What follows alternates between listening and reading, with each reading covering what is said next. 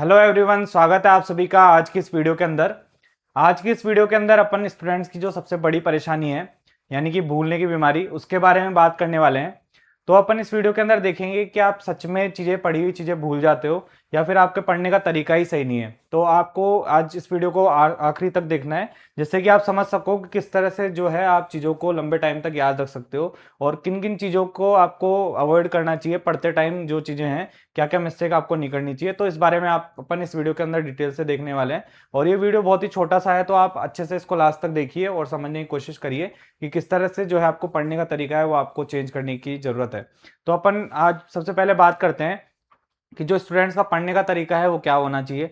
देखो, दो तरह के स्टूडेंट्स होते हैं पढ़ाई के अंदर, जिसमें सबसे पहले जो तरीका होता है वो ये होता है कि कुछ स्टूडेंट्स ऐसे होते हैं कि जिनको बोल बोल के पढ़ना है या फिर उनको सिर्फ रीडिंग करना पसंद होता है। अब ये तरीका एक हो गया, और दूसरा तरीका जो होता है वो ये होता है कि जो कुछ स्टूडेंट्स इस तरह से पढ़ते हैं कि जो एक बार पढ़ लेते हैं और उसके बाद में उस चीज़ को लिखते हैं, यानी कि जो पढ़ते पढ़ते लिखते भी जाते हैं। तो वो दूसरा तरीका होता है। तो आपको जो भी तरीका बेस्ट लगता है तो आप उस तरह से पढ़ सकते हो, लेकिन जो सबसे अच्छा तरीका माना जाता है वो आपका सेकंड वाला तरीका है, जिसके अंदर आप चीज़ों को याद करते रहो और साथ साथ में उसको लिखते भी रहो। जिससे क्या होगा कि आपका एक तो याद, मतलब कि आप देखोगे उस चीज़ को, पढ़ोगे, रीड करोगे, तो वो चीज़ें आपकी, मतलब कि आंखें भी काम करेगी, उसके साथ साथ में दिमाग भी काम करेगा, और अगर आप उसको लिखोगे तो आपके हाथ भी काम करेंगे। तो इस तरह से जो चीज़ें हैं, आप पूरा एक्टिव रहोगे उस स्टडी के अंदर। तो ये तो आपका पढ़ने का तरीका हो गया। तो आप जो भी आपको ठीक लगे तो उस तरीके से आप पढ़ सकते हो। उसके बाद में अपन जिस शब्द के बारे में आज की क्लास के अंदर या फिर आज की वीडियो के अंदर बात करने वाले हैं, वो आपका शब्द है एक्टिव रिकॉलिंग। तो एक्टिव रिकॉलिंग कैसे काम करता है, तो इसके बारे में अपन बात करते हैं। देखो, सबसे पहली जो चीज़ है कि आपको किस तरह से जो है चीज़ों को याद करना है, कि आप जैसे आप कोई चीज़ याद कर लेते हो तो उसके बाद में आपका क्या मन करता है कि एक बार मेरे को चैप्टर याद हो गया तो मैं एक बार पूरा जो है उन चीज़ों को याद कर लूँ और बाद में फिर उनका रिवीजन करता रहूँगा। तो इस तरह से क्या करते हो आप कि लगातार पढ़ते रहते हो और पीछे की चीज़ें होती है वो आपकी स्किप होती रहती है, आप भूलते जाते हो। तो ये तरीका है वो आपको बिल्कुल भी फॉलो नहीं करना है। आपने बचपन में काफ़ी बार ये स्टोरी सुनी होगी खरगोश की और कछुए वाली। तो खरगोश क्या करता है कि वो, उसकी मतलब स्पीड तेज होती है और भागता रहता है, और लास्ट में जाके क्या करता है, वो सो जाता है। तो ये वाला काम आपको नहीं करना है। जैसे आपको कछुए की तरह चलना है, धीरे धीरे चलना है, लेकिन लगातार चलते रहना है, लगातार चीज़ें उनको याद करती रहनी है। तो इसके अंदर क्या करना है आपको कि आपको टाइम के साथ में, जैसे आप कोई चीज़ पढ़ रहे हो तो साथ साथ में उसका रिवीजन भी करो, और रिवीजन के लिए आप एक्टिव रिकॉलिंग है उसको सबसे ज़्यादा यूज़ करो।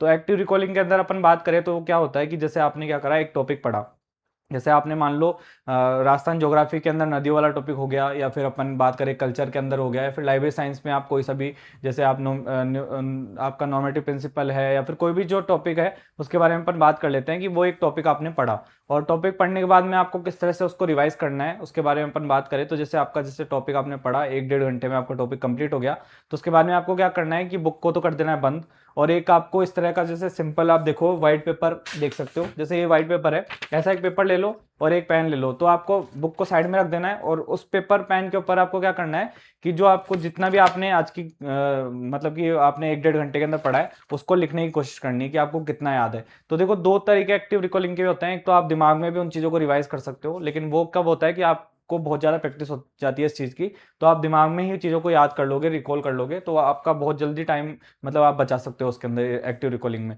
और सेकंड टाइप होता है वो आपका पेन पेपर वाला होता है। तो उसमें क्या करना है आपको कि जितना भी आपने पढ़ा है वो सब चीज़ें आपको लिखने की कोशिश करनी है। तो जितना ज़्यादा आप लिखते जाओगे उतना ही जो आपकी चीज़ें भी रिवाइज होगी, और आपको याद पता रहेगा कि कौन कौन सी चीज़ें मुझे याद हो गई, कौन कौन सी चीज़ें हैं उनको मुझे रिवाइज करना है। तो जो चीज़ आपको याद हो गई उनको तो आप स्किप कर दो, और जो चीज़ आपको दिक्कत आ रही है, जो चीज़ याद नहीं हो पा रही है, तो उनको रिवाइज कर लो। तो इस तरह से आपका रिवीजन है वो भी जल्दी जल्दी हो जाएगा। तो इसके अंदर भी ये है कि पेन पेपर वाले फॉर्मेट में भी क्या होता है, स्टार्टिंग में आपको दिक्कत आएगी कि आपको कुछ भी याद नहीं आ रहा है, आप लिख नहीं पा रहे हो। तो उसके लिए आप क्या कर सकते हो कि आप, जैसे टॉपिक हो गया राजस्थान की नदियाँ हो गया, तो नदियों में आप ध्यान रख लो कि बनास से रिलेटेड कौन कौन सी नदियाँ हैं, या फिर जैसे पश्चिम वाली नदी कौन सी है, उत्तर वाली नदी कौन सी है। तो अलग अलग टाइप की नदियों को आप बांट के, और जैसे चंबल से रिलेटेड कौन कौन सी नदी है, बनास से रिलेटेड कौन कौन सी नदी है, तो उस तरह से आप एक बार हेडिंग हेडिंग लिख लो और उसके अंदर की जो चीज़ें हैं उनको याद करने की कोशिश करो। तो इस तरह से आपको धीरे धीरे जो एक्टिव रिकॉलिंग है उसको अपनी स्टडी के अंदर शामिल करना है, जिससे कि आपको जो चीज़ें हैं वो लंबे टाइम तक आप याद रख सको। और एक्टिव रिकॉलिंग की अपन बात करें तो इसमें आप जैसे क्या कर सकते हो कि जैसे पढ़ने के बाद में आप, जैसे जस्ट पढ़ा आपने एक डेढ़ घंटा, उसके बाद में आप 15-20 मिनट में सब चीज़ें याद करने की कोशिश करोगे, तो आपके आगे जाके वो बहुत ज़्यादा हेल्प करेगी। और उसमें आप ऐसे कर सकते हो कि नेक्स्ट डे जब आप उस टॉपिक को और आगे बढ़ो, जैसे आपने एक टॉपिक कंप्लीट करा और नेक्स्ट टॉपिक पढ़ रहे हो, तो उससे पहले भी 5-10 मिनट आप उस चीज़ को फिर से लिखने की कोशिश करोगे, तो इस तरह से आपकी चीज़ है वो काफ़ी ज़्यादा रिवाइज हो जाएगी। और ये जो कॉन्सेप्ट होता है वो आपका क्या होता है कि जो कंपाउंड इंटरेस्ट होता है उस कॉन्सेप्ट पे काम करता है। आपको आज ऐसे लगेगा कि आज मेरा 10 मिनट 15 मिनट खराब हो रही है, लेकिन जैसे आप एग्जाम के करीब आओगे, एग्जाम के पास आओगे, जो लास्ट में आपको बहुत ज़्यादा नर्वसनेस हो जाती है या फिर आप घबराहट हो जाती है, तो वो चीज़ आपको नहीं होगी, क्योंकि आपने क्या है, रिविजन बहुत अच्छे से किया हुआ है। तो ये चीज़ है कि आप आज जब आपके 5-10 मिनट आप इन्वेस्ट करोगे, तो आगे आपको जाके बहुत ज़्यादा उसका अच्छा रिजल्ट मिलेगा। तो ये चीज़ आपको ध्यान में रखनी है। अभी आपको हो सकता है कि इसमें जोर आए, क्योंकि ऐसी जो चीज़ें होती है उनमें क्या होता है, स्टूडेंट्स को बहुत ज़्यादा जोर होता है। शॉर्ट शॉर्ट नोट्स बनाना हो गया, याद करने हो गए, टेस्ट देना हो गया, उनका एनालाइज करना हो गया, तो इनमें क्या होता है, टाइम आपको ऐसा लगता है कि मेरा खराब हो रहा है, लेकिन ये चीज़ टाइम खराब होने वाला नहीं है। ये क्या होता है कि आप क्या कर रहे हो कि अपने जो याद करने की कैपेसिटी है या फिर जो चीज़ें रिकॉल करने वाली कैपेसिटी है उसको बढ़ा रहे हो।